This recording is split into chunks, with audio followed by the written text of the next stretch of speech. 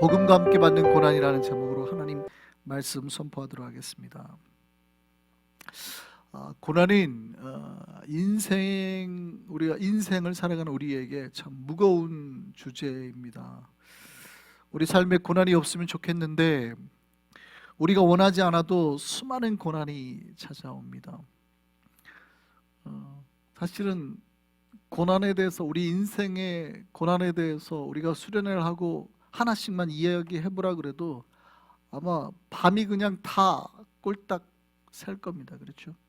하나씩만 이야기하라 그래도 우리 교인들에게 정말 고난이 많죠. 정말 고난이 많아요. 왜 우리에게 이렇게 고난이 많을까요? 고난이 없으면 좋겠는데, 이 고난이 없으면 좋겠는데. 한 청년이 한 목사님을 찾아왔습니다. 인생이 너무 힘들다는 거예요. 고난이 너무 많다는 거예요. 그래서 목사님에게 물었습니다. 자신은 고난이 없는 인생을 찾고 싶습니다. 또 그런 장소에서 살고 싶습니다. 정말 고난이 없는 장소에 살고 싶습니다. 그 목사님이 청년을 데리고 어디로 갔어요. 어디로 갔냐면 공동묘지로 갔습니다. 보라고. 여기에 누워있는 사람들은 더 이상 고난이 없대. 여러분, 고난이 없는 것은 무덤밖에 없죠. 이 땅을 살아가는, 생명이 있어서 이 땅을 살아가는 모든 사람들에게 고난이 있다는 거예요. 그 메시지가 그거예요. 인생에게는 고난이 있다는 거예요. 고난이 없는 사람은 없다는 것이죠. 이 고난이 누구에게도 있어요. 신자들에게도 있겠죠. 근데 이게 힘들어요. 왜? 하나님은 신자들에게 고난을 주시는 건가요? 우리가 사실은 예수를 믿을 때 우리가 찬송가 제 신방 가면 우리 교인들이 한국에서부터 그래요. 좋아하는 찬송이 있어요. 물어보면 무슨 일을 만나든지 뭐예요? 만사형통하리라. 굉장히 좋아합니다. 정말 5가정 중에 한 가정 정도가 이 찬송을 부를 정도로. 우리가 분명히 성경에 고백이 되어 있단 말이죠. 찬송가에 다 써 있단 말이죠. 무슨 일을 만나든지 만사형통하리라. 사실은 신자가 하나님을 만나면 하나님의 은혜를 입고 복을 입고 만사형통해야 되거든요. 만사형통이 뭐예요? 모든 일에 어떻게 해요? 형통해진다는 거 아니에요? 잘 된다는 거 아니에요? 그도요, 그냥 정말 잘 되는 거예요. 하나님의 복, 약속이단 말이죠. 그런데 사실은 어떤 사람은 만사가 고난 같기도 하거든요. 만사가 형통한 게 아니라 만사가 어려움 같아요. 모든 일이. 왜 하나님은 고난을 방관하시는 것일까? 신자들에게 고난이 있다는 건 다 알아요. 고난이 있다는 건 다 아는데 왜 신자들에게도 고난이 있는가에 대한 이야기죠. 오히려 하나님께서 고난을 방관하시는 게 아니라 때로는 고난을 허락하시는 것 같아요. 일부러 고난을 주시는 것 같아요. 왜? 하나님은 다 치워버렸으면 좋겠는데, 이 고난을 우리 길에, 우리가 흘러가는 이 인생길에 다 치워버렸으면 좋겠는데 왜 고난을 그냥 두시냐 이 말이죠. 고난에 대한 이런 격언이 있어요. 냇물의 돌들을 치우면 냇물은 노래를 잃어버린다. 기억하시면 좋겠습니다. 냇물의 돌을 치우면 냇물은 노래를 잃어버린다. 돌이 있으면 어떻게 해요? 만약에 그 돌이 없으면 다 똑같은 냇물처럼 흘러갈 거예요. 그냥 졸졸졸. 근데 어디는, 어떤 냇물에는 돌이 있단 말이죠. 그러니까 그 물이 흘러갈 때 다 다른 거예요. 척척, 착착, 사사삭, 처삭처삭, 이런 그 냇물만의 고유한 소리들을 만들어낸다 이거죠.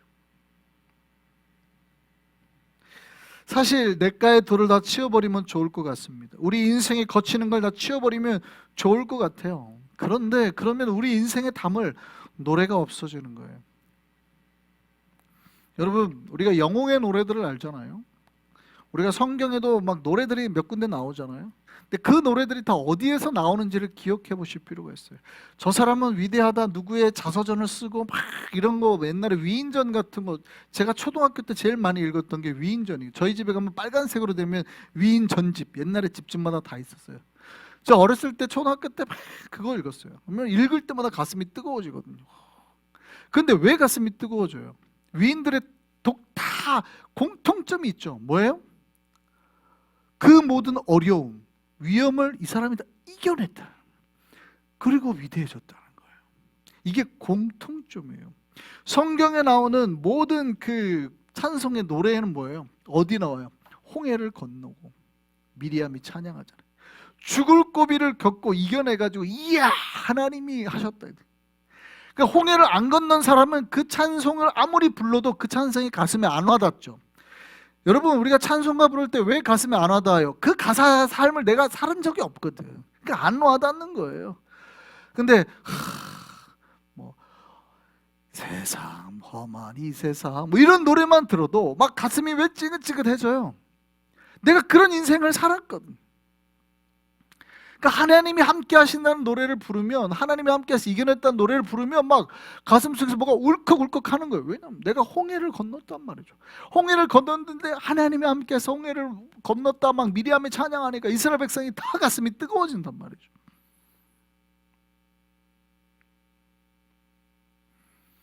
여러분, 죽음에서 승리해서 살아난 자가 노래가 있는 거예요. 고난을 이겨내고 역경되고 그 가운데 하나님이 함께 했다는 것을 경험한 사람에게 찬송이 나오는 거예요. 어렸을 때 금수저로 태어나요. 집이 잘 살아요. 뭐 힘든 게 없어요. 그러다가 평생 태어나서 스테이크만 먹고 살아요. 맨날 주방에서 일하는 아주머니가 있어가지고 요리사 아줌마가 아침마다 해줘요. 그리고 막 스테이크 먹다가 갑자기 콜레스테롤 많아가지고 말년에 이제 병원에 입원해요. 그러고 있다가 70세에 아파가지고 돌아가셨어요. 그분을 위한 헌신송이 만들어질까요? 위대하다 뭐 이런 노래가 만들어질까요? 아니죠. 그냥 인생 사신 거예요. 평범하게 사시다 가신 거예요. 누구에게 은혜가 있고 찬송이 있어요? 제가 태어나 봤더니 저희 집은 완전 가난해서 시골에 올라와가지고 저희 아버님 어머니 신길동에서 서울에서 단칸방에 사셔가지고 저희 형님이 저보다 먼저 3년 전에 태어나 계시더라고요. 근데 먹을 게 없어가지고 젖이 안 나와가지고 저 형님은 뜬물이죠. 쌀뜨물 옆집에서 빌려가지고 쌀 씻은 물 그거 이렇게 해갖고 먹여서 키웠대요. 그래서 진짜 먹을 게 없어가지고 친정으로 저희가 외가로 보내서 먹여 살렸대요. 먹을 게 없어갖고 가난해서. 그래서 옆집 쓰레기 버리면 그 김치 같은 거 이런 거 대충 씻어서 이렇게 해가지고 반찬 먹고. 그래서 저희 형님이 키가 작아요, 저보다. 근데 저희 아버지가 그때 서울 박림방적에 취직하셔서 첫 월급 받을 때 제가 태어난 거예요. 니놈은 복 받았다 이놈아. 너 낳을 때부터 우리가 월급이 따박따박 들어왔어. 그때 그래서 제가 키가 커요, 저희 집에서 제일. 그러고 사는 거죠. 그러고 살았어요. 어렵게 고난 가운데 살고 제가 말씀드렸잖아요. 고등학교 때 제 주머니에 어느 날 일주일 봤더니 동전 3개 들어있더라고요. 10원짜리, 100원짜리도 아니고. 그때는 힘든 줄도 몰랐어요. 그게 힘들었으면 굉장히 저한테 트라우마로 있었을 텐데 그때는 힘든 줄도 몰랐어요. 그렇게 살다가 어느 날 예수를 만나고 그 사람이 예수를 만나서 하나님 앞에 헌신하고 충성하고 세계를 다니면서 복음을 증거하고 아프리카를 가고 예수를 만나서 그들의 고통을 보고 하나님 앞에 헌신하겠습니다 하고 그렇게 해서 목사가 됐더니 어느 날 뉴욕에 와 있는 거예요. 그런 사람이 찬송을 하면 감격이 있겠습니까? 없겠습니까? 있지요. 하나님이 나와 함께 하신다는 찬양을 할 때마다 가슴이 뜨거워지는 거죠.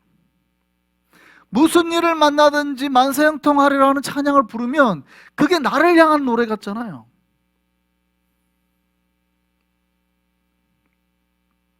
여러분, 하나님이 왜 우리에게 고난과 고통을 주신지 아시겠습니까? 평범하게 우리가 잘 살가 죽으면 그런 사람을 위한 노래는 없어요. 그런 분들은 찬양을 해도 감격이 안 와요. 기독교가 왜 기독교가 됐습니까? 기독교가 기독교 될 수 있는 이유는 예수께서 채찍에 맞으시고 침뱉음을 당하시고 수치를 당하시고 스스로 십자가를 지시고 그 위에서 죽으셨기 때문입니다. 믿으시기 바랍니다. 고난이 없는 기독교, 십자가 없는 기독교는 없어요. 의미가 없다 이 말이에요.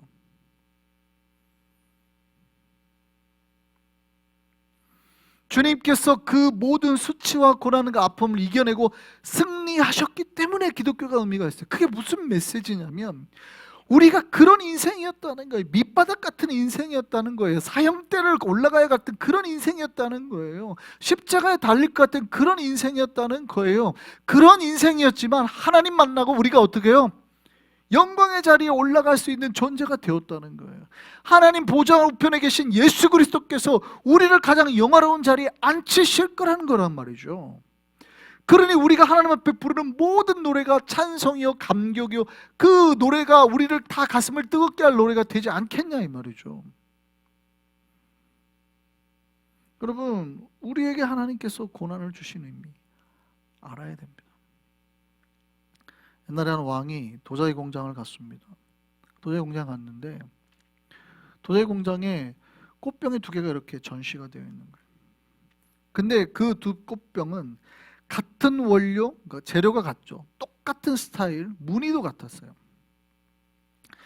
똑같이 전시가 됐는데 하나는 윤기가 촤르륵 흐르고 하나는 전혀 빛이 안 나고 흐릿해요.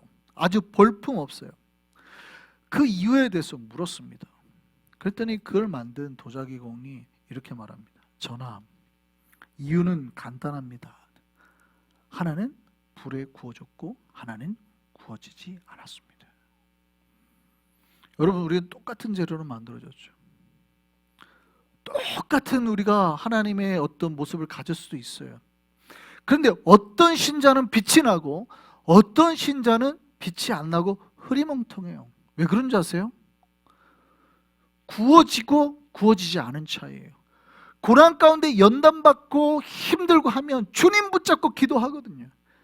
그러니까 성령의 빛과 은혜 가운데 있는데 어떤 신자는 그게 없는 거예요. 고난 속에 깨져버렸든지 아니면 고난을 지나지 않고 지났는데도 깨닫지 못했든지 고난 가운데 하나님 바라보고 빛 붙잡고 이렇게 기도하면 하나님의 은혜로 빛나게 되는 겁니다. 할렐루야. 이게 고난의 의미임을 깨달으셨으면 좋겠습니다. 근데 고난을 통과하지 않은 영혼은 그냥 진흙덩이에 불과해요. 그런데 고난을 통과하면 우리 영혼은 빛을 발하기 시작하는 거예요. 불을 지나면 불 지나서 그 불에서 수천도의 불로 연단받고 뜨겁게 태워지면 비로소 우리의 이 흙은 진흙덩어리가 빚어진 이 도자기가 빛을 발하기 시작하는 거예요. 오늘 본문의 신자들에게 고난을 받으라라고 주님께서 아예 명령을 하시죠. 굉장히 독특한 말씀이에요. 우리는 기도할 때 뭐예요? 하나님, 이 고난을 안 받게 해주십시오. 이 고난, 내 인생에 고난이 없게 해주십시오. 이렇게 기도하잖아요. 근데 오늘 본문에 뭐라고 그러냐면 신자들에게 고난을 받으라. 스스로 고난을 받아라. 자발적으로 고난의 길로 들어서라. 이렇게 말하는 거잖아요.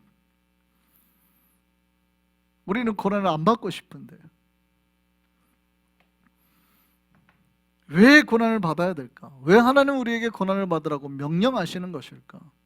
어떤 고난일까? 오늘 말씀 보면 그 고난 앞에 이렇게 말합니다. 복음과 함께 고난을 받으라. 그렇습니다. 신자가 고난을 받아야 할 때는 내가 잘못해가지고 내 실수로 그런 고난이 아니라 내가 복음을 증거하기 위해서 하나님을 전하기 위해서 그 복음 때문에 고난을 받아야 됩니다. 복음을 전하기 위해서 고난의 길에 스스로 뛰어들어야 된다, 그 말씀인 거예요. 할렐루야. 우리가 고난받아야 할 때는 생명을 구원하고 영혼을 살리기 위해서 고난받아야 된다는 거예요. 많은 이들이 고난을 단지 이 인생 살아가면서 얻는 것이라고 생각해요. 물론 그런 고난도 있죠. 우리가 인생 살아가면서 발생하는 고난도 있어요. 그러나 신자들이 스스로 겪고 참여해야 되는 고난은 복음을 위해서, 생명의 씨, 그 씨를 심기 위해서, 생명의 열매를 맺게 하기 위해서 받는 고난인 거예요. 우리가 그거를 피하면 때로는 하나님께서 우리에게 강제로 그 고난을 던지기도 하세요. 이게 생명을 살리기 위한 고난이거든요. 근데 우리는 그 이유를 모를 때가 있어요. 이런 이야기가 있습니다. 골짜기가 어떻게 생기게 되었는가 하는 우화가 있는데요. 처음에 넓은 초원에 벌판이 있었는데 골짜기가 없었습니다. 이때 하나님께서 그 벌판에 잔디를 거니시다가 초원에게 이렇게 말했습니다. 초원아, 너는 풀만 무성하고 꽃이 없구나. 왜 꽃을 피우지 않니? 그러니까 초원이 그럽니다. 제게는 씨가 없습니다. 그랬더니 하나님께서 온갖 꽃씨를 물어다가 초원 곳곳에 뿌리라고 명했습니다. 그리고 하나님 다시 돌아왔어요. 초원아, 꽃을 피웠니? 그랬더니 이 초원이 이렇게 말합니다. 하나님, 저는 꽃을 피울 수 없습니다. 거친 바람이 맹렬하여서 꽃씨들을 다 날려버렸고 뜨거운 태양열 때문에 자라나던 꽃들마저 말라버리고 말았습니다. 그러니까 하나님께서 어떻게 했어요? 갑자기 강력한 번개와 우레와 태풍을 내려가지고 초원의 중심을 때려버렸습니다. 초원을 찢어버렸어요. 초원을 갈라버렸어요. 이때 초원은 가슴이 쪼개지고 갈라지면서 엄청난 고통 때문에 신음을 했습니다. 그리고 며칠이 지났더니 초원에 골짜기가 생긴 거예요. 이 골짜기 사이로 갑자기 물이 흐르기 시작했습니다. 그러더니 다시 한번 새들이 나와서 꽃씨를 뿌렸는데 이 골짜기의 수많은 곳에 이 씨앗들이 자라나기 시작하는 거예요. 꽃들이 피어나기 시작하는 거예요.